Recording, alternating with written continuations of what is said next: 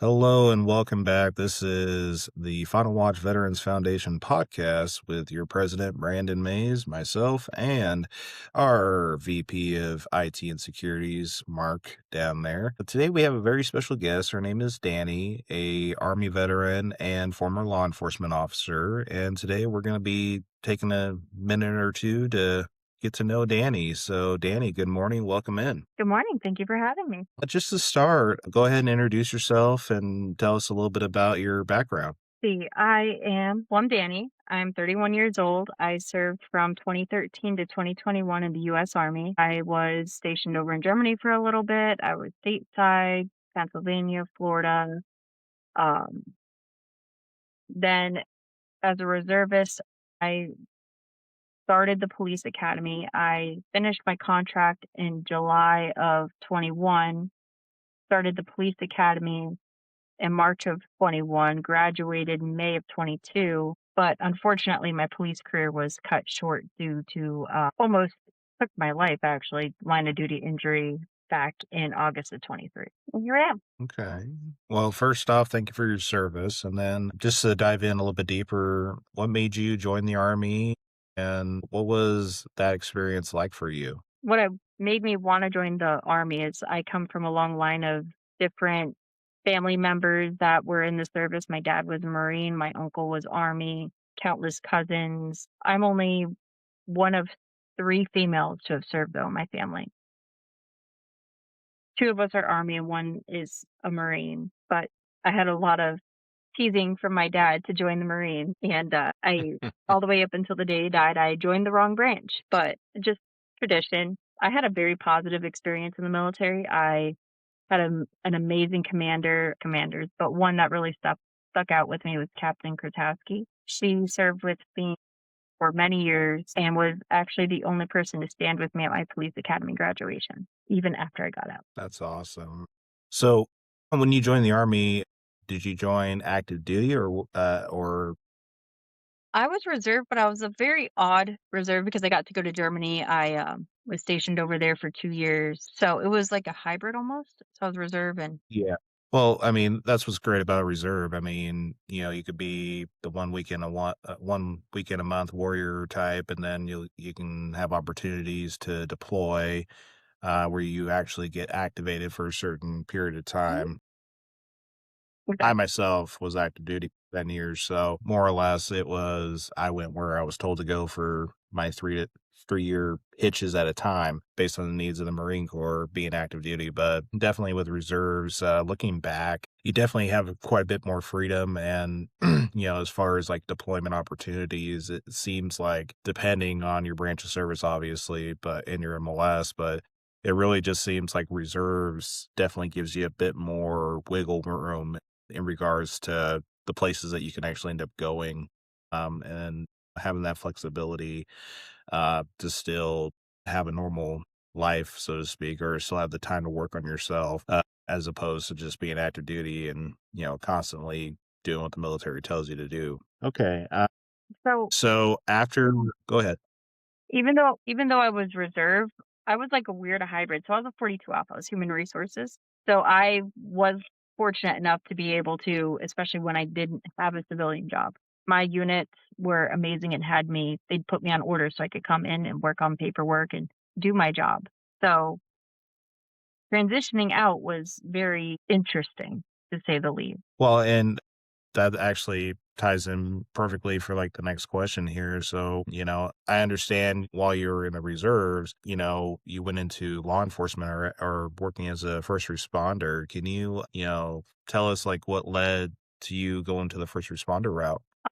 So at that time, so prior to my daughter being born, I was frequently like my units were my 9 to 5, just like yours were as active duty. So I was essentially active like AGR almost, but not on the AGR paperwork. They just put me on orders, on title orders. What's AG? Active guard reserve. So it's like active duty, but not active duty. It's how you can use the reservist frequently. And I was very fortunate, especially when I didn't have a job and just my son Caden, my units would include me in, put me on orders so I can have a job because they could use me. Now, not every job like some of the units I was with, like civil affairs, military police, not all the time could those MOSs be used on your day to day, but mine I was fortunate and was able to. What what made me decide to go police after having to get out of the army? I say having to because I wanted to stay in. I wanted to go back to AGR and potentially travel with the kids. I was all gun ho, let's go. My daughter's father did not appreciate that and did everything in his power to try and ruin my career. I never missed a drill or was never late when I was, on orders. I mean, my captain to this day still calls me. He's phenomenal. Like, she's like, "You were one of the best ones I had. You ever need a" she told me if I ever needed anything, like, to speak of my character for, like, a job interview or something, I could reach out to her. Or I have a bunch of other people I served with as well, like Master Sergeant Moyer, but I ultimately had to get out to get myself and the kids safe, to get us out of a very bad domestic violence situation. So I thought, well, I love serving. Police would be, I assumed, a very similar structure. Boy, was I in for a wake-up call, and that's why I chose that path, to keep the family. Because I thought, "Oh, it's gonna be the same camaraderie feeling, like, I got my brothers and my sisters, and" How would you say that's different compared to, obviously being a soldier than being a police officer? What's like the obvious difference? Well, I've stuck out. So some things such as always showing up more than 15 minutes early, you're not done till the duty, till your work's done. Those things really made me stick out in the civilian sector. And a lot of people did not appreciate that for some reason. It made me feel odd because I'm like, I thought I was doing good. Like, I'm here early. I'm ready to go. And I'm staying till my job's done. Like, what am I doing wrong? But those are some I of can definitely relate to that. yeah, it's like those are just what's drilled into us from, like, day one. As a soldier, I was always treated with respect. There was only one time there was an issue. I was very fortunate, and I know a lot of sisters are not as fortunate and brothers are not as fortunate, but I had a very positive experience as a soldier. As a law enforcement officer, though, there was numerous instances of, not professional behavior towards me and sometimes in a sexual manner.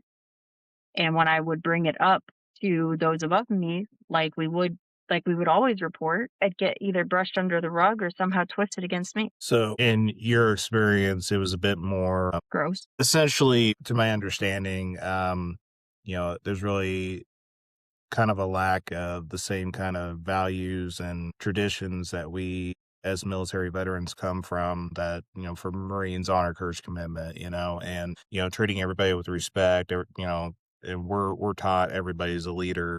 It's just everybody has different responsibilities for whatever roles that they're in. And unfortunately, I mean, there's fair share of grab ass in the Marine Corps, don't get Yeah, me I mean, wrong. everybody makes their comments. Like, it was Right. different, though. For example, as a law enforcement officer in the first department I was at right out of the academy, I was cornered not once, but twice in my cubicle at work. And I went to the detectives and I was like, hey, he's making me feel uncomfortable. I'm not trying to make this a huge thing. He didn't touch me, but he's not taking no for an answer from me. Maybe if you talk to him, I'm assuming being a male, being higher up. Next thing you know, I had like a target on my back. But at my last department I was with, I know the chief would not have tolerated that type of behavior at all. It all depends on your department as well. Would you say it's like, it's almost like, politically driven, somebody's kissing somebody else's ass and, Yeah, it's very political. I don't like the small town politics. I feel like if I went to state police, I might not have ran into the same issues. It would have been more military like as opposed more to structured. yeah. But from my experience as municipal police, it was pretty rough and in some aspects than others. But that was one of the big things that always stuck out to me is like I understand, I'm the rookie.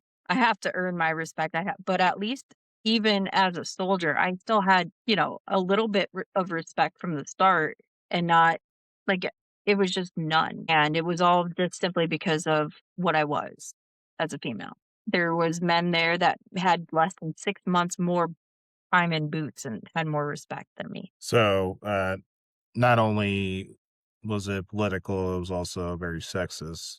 from your At experience? the one department, yes, absolutely. My last that I did speak work for multiple departments. The last town I worked with, I would recommend to anybody, and there were some issues which were minor, and after communicating and talking to that chief, I understand it was more of a communication barrier than anything. But like the department itself was phenomenal. They provided all my training. They gave me extra training if I asked for it, which I, of course, did. I had a Love Me book about yay thick with different mental health and um, like any training that I could get, I was taking. I was taking probably 1 to 2 a month, plus all the ones online that were available to me. Then they for my uniforms, they supplied everything that I needed, boots, because every department I'm sure, around where you guys are, you'll notice, like, one town, they might have all black. The next town over, they may have, like, navy blue. Some even have, like, the white and grays, which is kind of fading out because let's face it, that's hard to keep clean when you're on the street. So those are kind of fading out, but the the towns have different colors, so that department Yeah. was phenomenal in supply. But yeah, it's a very big difference. I thought it was gonna be the similar structure, similar, like, camaraderie feeling, and it was not. Like, I went in there thinking, "Oh, it's gonna be like my new family," because I unfortunately do not, other than my kids, don't have family here. So I was going in there like, "Yeah, it's gonna be just like, when I was little and dad was taking me to the BFW and the Lanine, the Legion, and introducing me to all the veterans, and now I do the same thing to with my kids to all the organizations around here, like Veterans Promise, Fin Chasers, like, there's so many veterans organizations, but I was wondering, why don't I see as many for law enforcement? I'm like, "Well, maybe that's why." Well, I mean, that is a good question if you really think about it, but if you really also think about it, military veterans as a whole, I mean, only 1% of our whole population even serves. To put it in perspective, I mean, not to downplay any first responders watching this, No, and but I absolutely love my it brothers and sisters, and in blue, red, and yellow, and all the EMS and all the first responder communities. All I'm going to say is it's easier to join the military and join a military branch, or actually, no, I'll rephrase that. It's easier to become a police officer, firefighter, or an EMS than it is serving your country in a different uniform. In my opinion, might get some flack for that. However, I do respect anybody that does go into law enforcement. But in regards to, the training, at least for me that I went through as a Marine, in my opinion, it's harder and longer. I was trying not to laugh when you said that because that reminded me of something. So how I got Mm, out as I was a straight reservist because I was going to the academy full time or part time, yeah. but something had to give at that point. I had both kids. I had to work. I had to go to the academy and drill. Something had to give. I couldn't go during the week anymore. Yeah.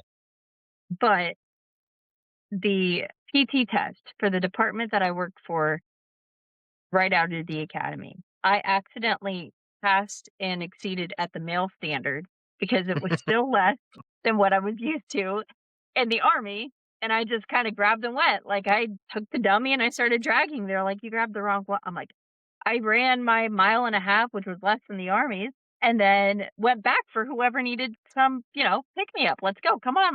Let's keep it up. You're almost there." Who needed a little motivational runner with them. I went back for about half a mile for everybody to come back up. So, I can definitely speak on that kind of difference. I was relatively shocked. And another thing is, as a law enforcement officer, I was waiting to get tested yearly for my PT test. And Nope. no. And some departments, you don't even do a PT test. And I'm like, how does this work? Mark, this would actually be a good segue into that video that's gone viral of that police officer trying to get that guy on the bike. Did you see that one the other On the day? bike? What? Yeah. I never saw Yeah, it. so let's just say this guy either needs to retire or lay off The the donut. round things with the donuts. I didn't want to say donuts, but let's just say he was bigger than me, and this guy, like, you could just see him hurting, just running, trying to chase him, and it literally just it reminded me of no if he sees this, I apologize, but it reminded me of like a hamster trying to run on 2 legs and just, it's like I got short arms, I got short legs, and he wasn't really going that far. And I was just like, my God, yeah. I mean, Mark, can you I'm since looking you it were up both right law now. enforcement, can you add some input to this? Yeah. So actually I went in as a reserve now. And that's what I'm doing right now is I'm, working reserve for a county. And I mean, you're right. They don't qualify you for a PT exam after you've passed your initial exam, and it's not a requirement, which I think, I think that it's something that law enforcement officers need to keep up with. They don't necessarily make them do any type of physical fitness. They give you a free membership to local gyms, but they don't force it on anybody. So I can, attest to that. And, it's just transitioning from military to law enforcement. When I got out, I went to, university, and then I ended up going to the academy, going into law enforcement. And like you said, it is totally different. It's more of a brotherhood from within that I noticed. If you don't know anybody and you're the new one on, on deck, they're going to haze you. They're going to treat you different, like you're an outsider until they get to know who you are, until you become part of the family. The only way you're going to become part of the family is to do it back to them. That's what they expect. I'm dealing with having to go in 15 minutes early. Sometimes I get there 30, 45 minutes early at a shift, and I'm getting backlash because I do that. The guys are like, "Hey man, you need to chill. You're making us, you're making them want us to work harder than what you're working, and you're already putting in more time than what we were putting in when we got in. You need to chill out." I'm like, "Dude, that's my nature. Like, I have to do stuff like that. I stay after if I have to. I'll go out and I'll help somebody write a report. They're like, no, no, no, that's their own thing. They write their own reports. You leave them alone. If they take forever, that's on them." I'm like, dude, that's not me. So, I mean, I can relate to what you're saying. It's just, It and I think it is ridiculous that, that does happen. And it's not just where you're at. I mean, it's everywhere. It's a So my question is, when it comes to like taking forever to write the report, do you think they, if they, especially if they're being paid hourly, do you think they're milking the clock? Those No. reports are long, man. Depends on what situation you're in. So remember the PTSD guy that I just recently helped out? Right. So my report took me about 2 hours to write, and they wanted me to wait till the end of my shift to write the report. So in depending on what department you're in out here, they want you to wait till the end of your shift to write your reports. So that's why it's important to have your body cam. It's important to have your dash cam because you could always go back and pinpoint certain times and frames of what happened, because if not, you're not going to remember if you have 6 reports to write at the end of your shift. And the thing is there's some reports that you have other officers on. You have to remember their badge number, you have to remember their name, their position, who showed up at what time, who was your primary, who was your secondary, who showed up after that, who you released if you were primary. Because if you're primary, you're the manager of that scene, so you're the one that says who can leave, who can stay if you're the primary on scene. And you have to remember all of that when you're writing a report. Danny, I don't know if that's the same way that it was with you, but that's how it is here. So with me, it was it depended more on the department because I've worked for multiple around here. Pretty One department I worked for was middle. Like they didn't have to be super long, but if it was like a barking dog call, we could make it very brief to the point. We didn't have to elaborate. Some departments I worked for had to be very lengthy, even if it was a smaller call, which I like it being lengthy just simply because it protects you. When I first Hmm. was starting to type, I'm like, why is this why are we doing this? And then I realized, oh, that's okay, yeah, absolutely, I'll do it to protect me. Then another department I worked at, even some of the, you know, like traffic stops, like the details weren't in those reports. And I learned when you don't have it typed in that report, let's say somebody comes in on that next shift and whoever was involved called like, "Hey, am I, what's going on with this report or this call?" If that isn't done or elaborated in detail in that report, that your partner has no idea what to even tell them. I worked for a lot of one-man band departments where it was one of us on a shift after that incident. I preferred that just simply because I didn't have to that worry anymore as well. But with that being said, If my reports weren't accurate or in detail, my partner the next shift won't know what to do. Like, won't have a single clue Mhm. because he wasn't there in the call. And then sometimes you can't, it depends on the department, depends on the policy, but sometimes you can't view at somebody else's body cam. Like, I can't view my partner's, but my sergeant could view mine or my chief could view Yep. mine, which I personally like. I do like that because that protects, especially me as a newer officer. If I did something that needed to be corrected, not saying I did, but so somebody can't make fun of me if I stuttered or something like that, like, to give a scenario. Those instances stay within, the chain, essentially, not, broadcasted to be hazed. In my opinion, it wasn't so much the hazing as it is the small town politics in this area, at least where I am, because I was very adamant I wouldn't work where I lived and lived where I worked just simply because if I did, I felt like I would never not be working. I would always be working in some degree. Or Mhm. also a safety risk. The one town I worked in, my daughter was on my hip. I'll never forget this, and we're in the grocery store. I just picked her up from my mom's friend, and I turned around, and there's a guy that I arrested a week before with a really bad domestic violence call. Now he knows what my daughter looks like. I was so glad that we did not live there because now he's the odds of actually running into him are slim. Not impossible, but because it's all the same valley, slim because it's a 20, 30 minutes away. But if I lived in that same town, it would be much, much higher. Now, who's to say he doesn't be weird and like drive around trying to find us or you know what I mean? After that, I did not change. Like I was changed. I'm like, yep, no, I'm not doing that one again. Because that's another thing with law enforcement or military. If my hair's up or if I have contacts versus glasses on, I look like a totally different person. Your hair's shaved, crew cut, compared to letting it grow out or whatever, you look totally different. One of the guys I served with when I was just a straight reservist is local to me, and I seen him after a few years after we got out. I didn't recognize him at first. I didn't even recognize him because he let his hair grow out. I'm like, well, you look totally different.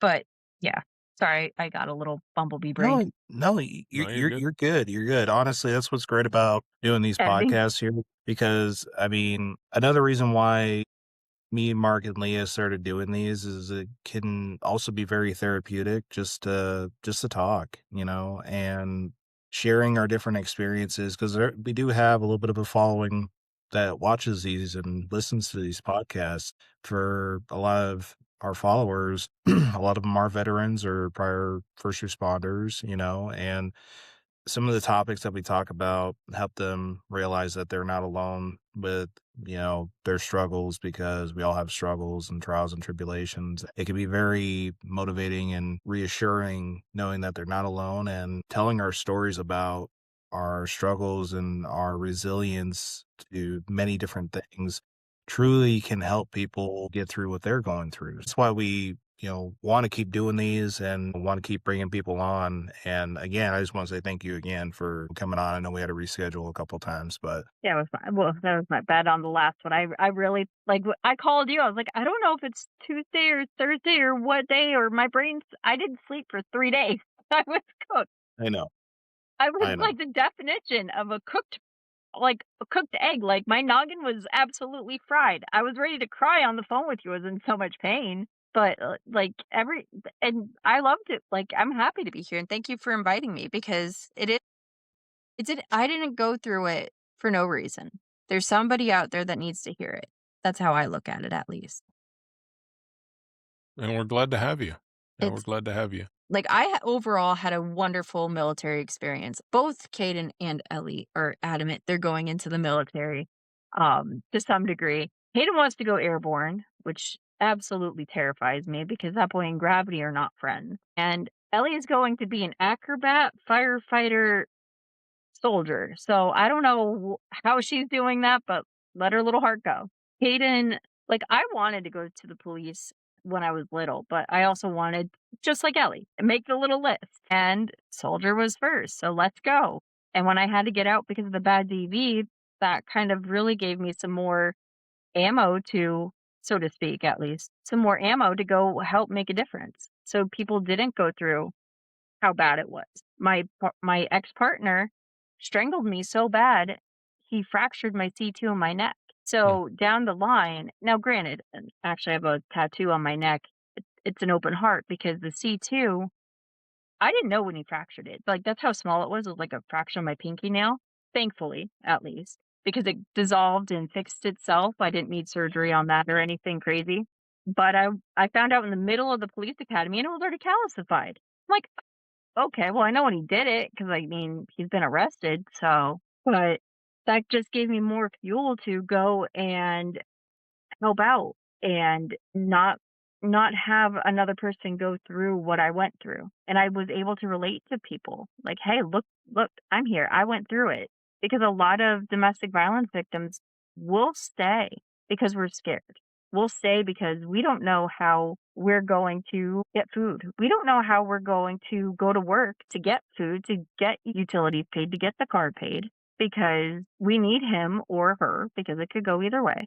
We need that partner, as bad as they are, to help with the kids because they're not bad to the kids, they're bad to us. And a lot of people don't know about the resources out there. If people were to look, you'll find there are like childcare resources that'll go based on your income. And some of them have like an astronomically bracket, and there's ways to get out, and there's usually wait lists. But if you call and you say, "Hey, I'm trying to get out of a bad domestic violence situation," you'll generally get bumped up on the list because they want you safe. That's what these programs are there for. There's tons of food banks around the area. Like I promise those babies will eat. Like it's scary and sad how brainwashed the violent partner, because again, it could go either way. I've been on both sides of, well, not been on both sides. I've responded to both sides of being the aggressor, both genders. But there's help out. People just don't understand it. And a problem I've actually ran into, not with my last department, but you know, some other departments, is just the plain laziness. Like they're like, we don't want to do the paperwork. So then that person gets put through more suffering and more pain until an officer finally responds and actually wants to do the paperwork. Yep. Yep. Exactly. Just real quick, guys, as a reminder, myself, Mark, Leah, and Adam are active in the final roll call request forms that are coming in via TikTok and our other social medias. Um, we are currently over 60 requests. Me and Adam are currently the only volunteers that will be working on that list. We appreciate your patience in regards to the upload times because as of right now, like I said, me and Adam are the only ones performing these final roll calls. And as another reminder, Final Watch Veterans Foundation will never charge anybody any sort of fee for making a final roll call. This is a 100% volunteer nonprofit. We are still in the beginning stages of this foundation. We've only been operating since January 1st of 2026. Today is April 9th, 2026. We are on this mission to honor our nation's heroes, not just veterans, but also first responders. So if you have a hero in your life that is no longer here, but you want their name to be remembered for as long as we have the internet or as long as we're here on this earth, please submit a request to the final roll call request roster, which is linked in all of our socials, and we will get to them in a timely manner as possible. But please be patient because we do these final roll call requests in the order that they are received. In the future, once we get more volunteers, obviously they'll start coming out a lot faster. But also, just as another reminder, some of these roll calls that I have myself have done in the past can take a toll on me emotionally, especially in regards to how our heroes left this world. We want to hear the stories. We want to hear their legacies of what they have done and essentially the sacrifices that they have made to serve their country, their community, and their families. So we are truly humbled and blessed to be given this platform and opportunity to honor our nation's heroes. And we can really say is thank you, and we have the watch. All right, Danny. So we're going to be talking about transitioning to civilian life. How did you handle transitioning from leaving the military? What was the hardest part? of transitioning to the civilian life from military to civilian? To be honest, I don't think I ever fully transitioned out. I mean, I even if a friend,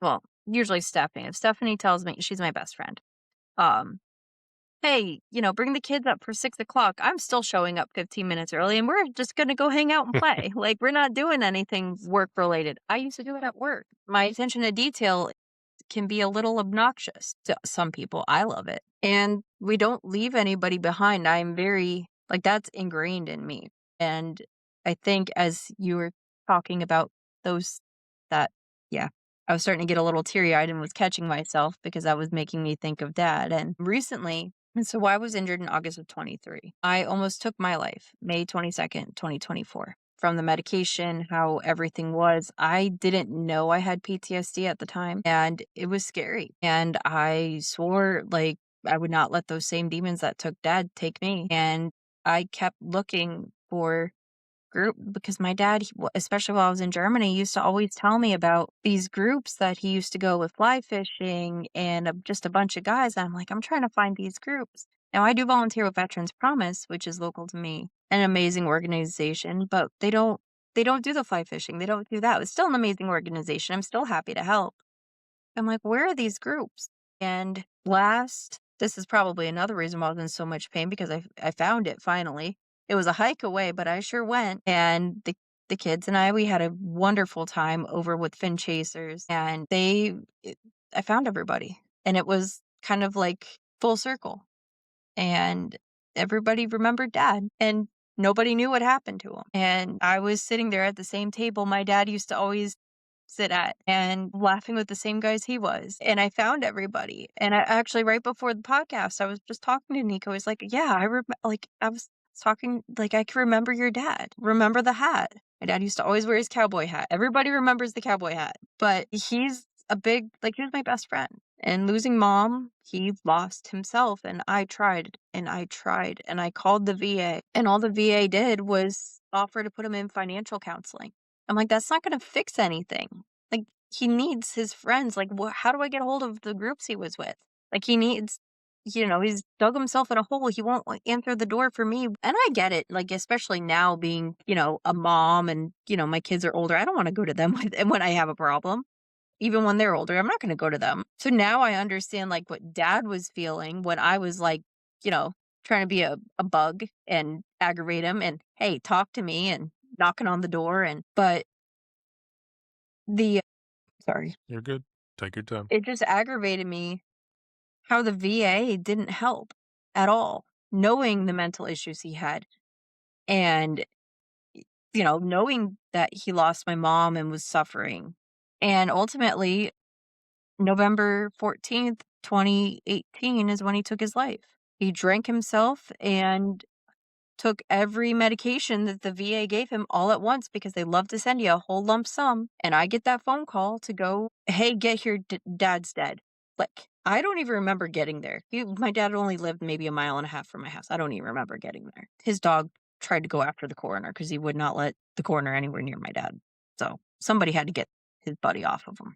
He just looked like he was taking a nap. But then, and at the time, so this was November 14th. I had Ellie January 4th. So I was like, stick a pin in me, pop, ready to pop pregnant at that point with that itty bitty peanut. But this system is so broken. And I finally found those organizations that dad kept talking about, but it took me years. And that's not fair and that's not right. There's so many, and they're smaller. Like the Lack of Whack, they have programs. Fin Chasers, there's programs. There's so many. And I would have never found anything or anybody if I never made a TikTok. If I never got hurt and got bored because I can only scroll Facebook so long without, getting a bumblebee brain and like, okay, I'm bored here. I would have never met you. I would have never met you. I would have never met anybody. Yeah, just to piggyback off of that, first off, Danny, I am truly sorry for your loss, and, um, I don't know if you noticed, I was wiping my eyes, I was getting teary-eyed just listening to you, My dad was my best friend. absolutely, and, honestly, we truly live in a blessed time with the technology available to us in regards to just social connection. I mean, we as human beings, we are social creatures. We need each other. You could be the biggest asshole on the planet, but the asshole needs another asshole. You know what I mean? Like, Yes, I know what you mean. so outside of the military, because transitioning just my story, it was like literally a loss of identity, a loss of purpose, a loss of meaning. Um, you know, and it was very hard. I myself came close to suicide in December 2022. It was a very dark period in my life. Lost my career, drowning in debt, and feeling like a failure. I was me and my two kids and my wife living in my father-in-law's unfinished basement. So we had concrete walls underground and obvious mold and other shit going on in there. So we were literally in a dungeon for over a year trying to get back on our feet. And TikTok and the connections that I made on here, like Mark, you, Leah, and so many other people truly helped me to get out of that hole. Like I even got to the point where I thought I was gonna take my life while I was live. Like I was this close. I had everything ready to go. I was just playing some music. I had my 9, no less than 2 feet from me. And it was somebody on the live that actually called my wife that knew us and was like, "You need to go check on Brandon now." And that's, she kinda gave me the kick in the ass, to actually get out of that headspace because it's so easy for us, especially coming from being in a position of authority in meaning and purpose, and then getting out the next day. It's like, here's your, freedom papers, the DT-14. Yeah, here you go, go. You're Mr. Mays again. It's such a, it's a level of loss on so many different levels, because I had plans like plan A, B, C, D, all the way through Z and A1, B2, just like Yeah, going down the, I understand. and I almost want to compare it to being in the military.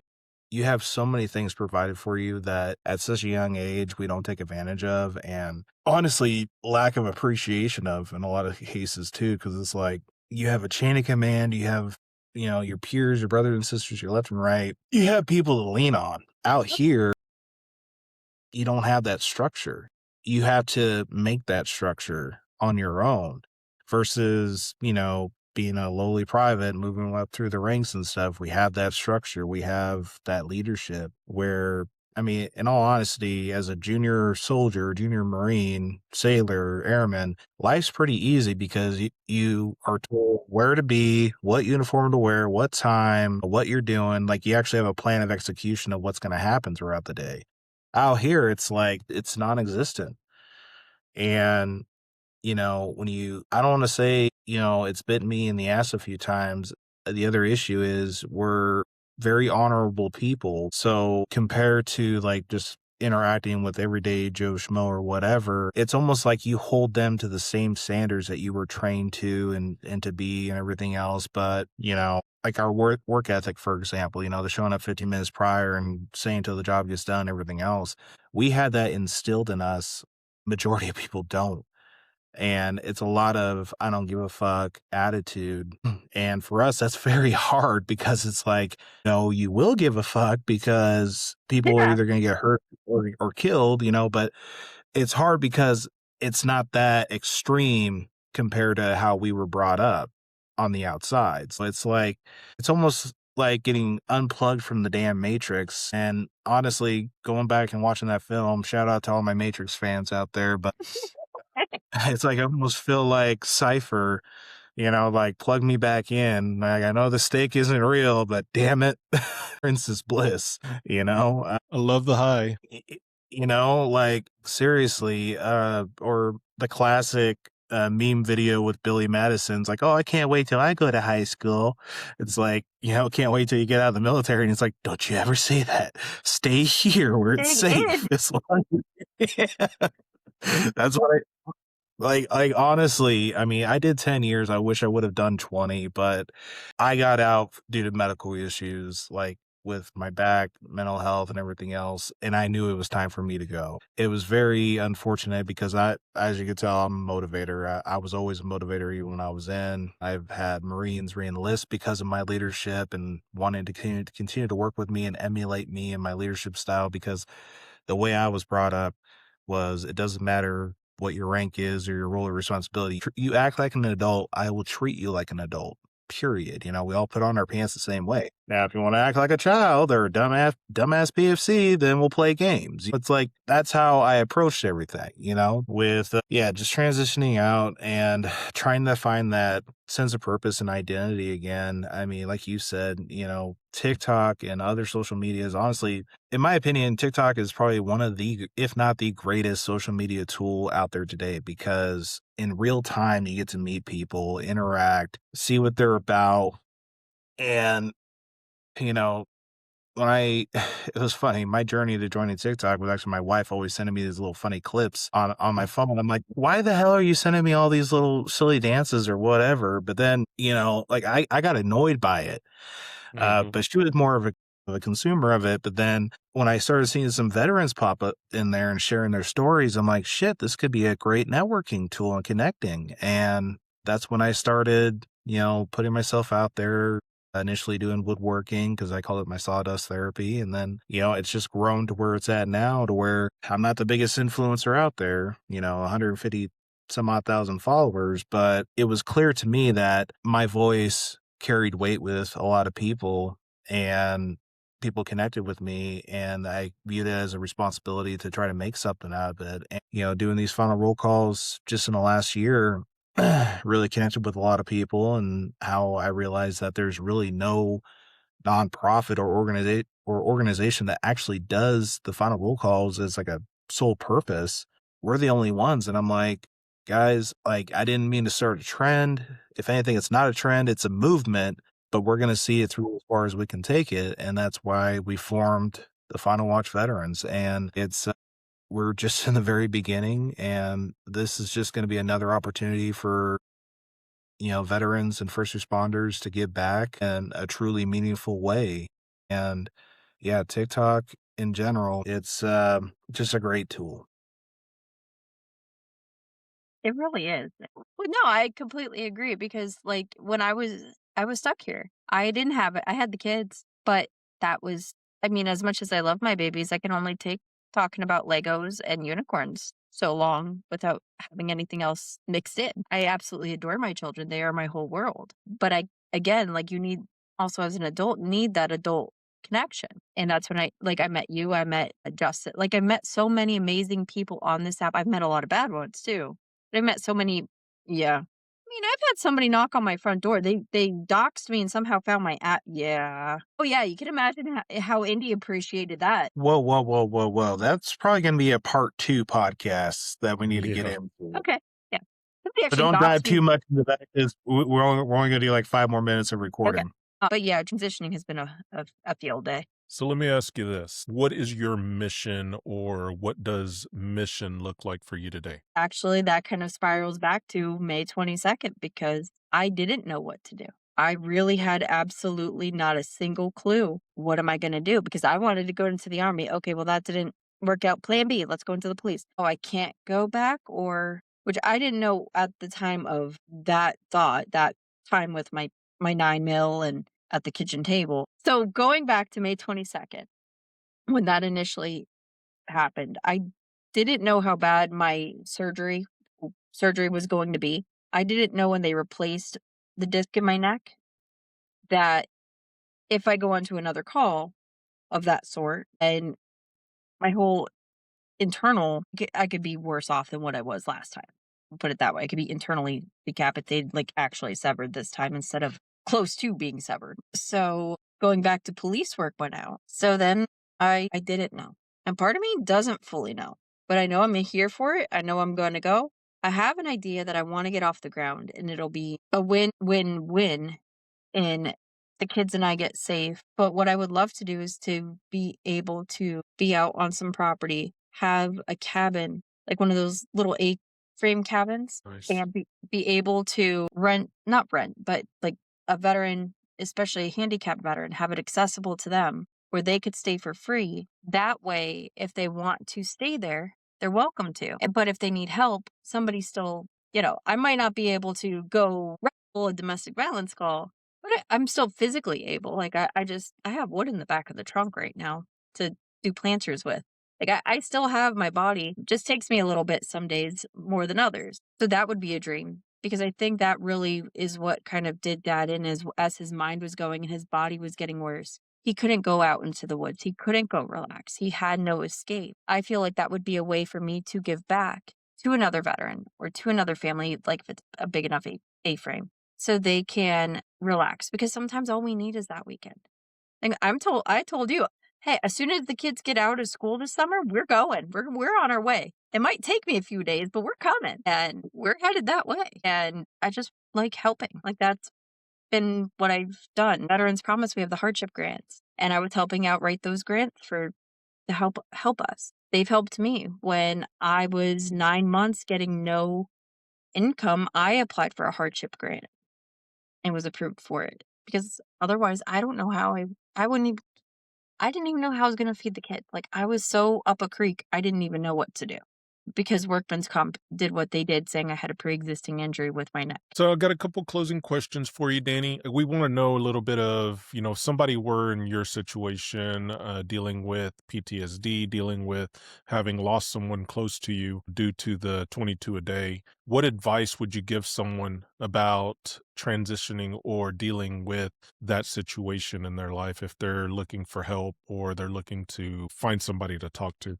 So what really helped me was finding the Project Healing Waters, finding the guys that my dad was with to kind of bring it to a full circle. Because those same guys that, were laughing and busting jokes with him, now it's not quite the same, but now it's complete again. Always reach out to help. Or even if you just need to remember what they used to say. For example, my dad used to always tell me, but years before, because my parents had me when they were older. My dad was 62 when he passed away. If he was still alive today, he would be 70. I'm 31, 70, 71, depending on what, like right now or closer towards his birthday, which ironically is in November as well. My dad used to always tell me, whenever you miss me, go to the woods, go listen to the trees. And I used to think you're crazy. Like, what are you talking about? Until when he was gone, and I packed up the kiddos. We went out to the woods and went out to some of the game lands, parked the car, and just relaxed. And then it finally all kind of fell into place and makes sense because it was peaceful and it was calm. And I found him again. Yeah. Nice. So being a big sister, right? Everybody that's going into the military, going in now, what message do you have or what message do you want to leave for the new generation coming into a military life or first responder life? Do not take no for an answer. Keep going. And even if you're ready to quit, don't do it. Especially for the first responder girlies, I want to stress, make sure your bun is super tight because that is why my neck is as bad as what it is because she grabbed a hold. And as long as my hair is, when that came unraveled, her whole hand, it was bad. There was clumps of my hair all over that house. Like it was just raining clumps of blonde. So make sure your bun is super tight and do not, like, even if your department lets you leave it in a ponytail or to your collar, tie it up. Just tie it up. I would not wish this pain on my worst enemy. Well, Danny, it was a pleasure meeting you face to face. We've talked on messages, we've talked on video. We're glad to have you, glad that you were able to make it to the podcast. We would definitely want to invite you back for that part too. We want everybody to be able to connect with you. So how can people connect with you or support to what your cause is and what you're doing now? Where can we contact you? So I could be reached out here on TikTok at the @ love with my whole heart. I'm also on Facebook, and that Facebook page is Whole Heart. And on Instagram, I am just now creating it. So it'll probably be similar with my whole heart or whole heart, depending on what's available, of course. And I respond to any messages I get. If you're local to me, I always do meetups, even if you just need a friend to talk to, I will always listen. I'll always answer. Sometimes that's all you need is that phone call. It could be 15 minutes of somebody's day, but that's all you needed. And I appreciate you guys for having me. And thank you for listening to me stumble and freak out over a spider and, because that would be my luck. I mean, let's face it, the just trying to get here in the first place was fun. I am so sorry about the other day and my mini coma that I had to sleep through. Well, Yeah, I needed that. I can't wait for part 2, and I'll catch you guys soon. Thank you for having me. Thank you for everything you do. Absolutely. that'll complete our podcast for today with our guest, Danny. Thank you for coming in once again. Here at the Final Watch, we're here to help you out. If you have any issues with PTSD, if you're having any flashbacks to where you just need to sit down and talk to somebody, don't hesitate to reach out. We have a Discord in our links that you can come in and join. You just click on the link, join the Discord, come in. We're a family here to help you. We're not professionals, but we are here to help and talk, just to, have an ear to listen. And then also we have our final roll call link as well. We have our veterans volunteering link on our link tree as well in TikTok and all our social media platforms. We're here to help you out. Don't hesitate to reach out. If you can't get a hold of anybody at 988, we're always just a click away. So just come in and talk to us. We're here to guide you. We're here to discuss a day-to-day life with you. And we always have an open door policy to come in and just talk if you just want to hang out. All right. We do want to thank everybody for watching our podcast today. Make sure that you follow us here on Spotify. We're also going to be launching our Apple Music podcast soon. So y'all stay tuned for that as well. So this will be posted on our YouTube page. And don't forget to check us out on YouTube, TikTok, here on our Spotify podcast. And we look forward to seeing you next time. So until then, we have the watch. Have a great day.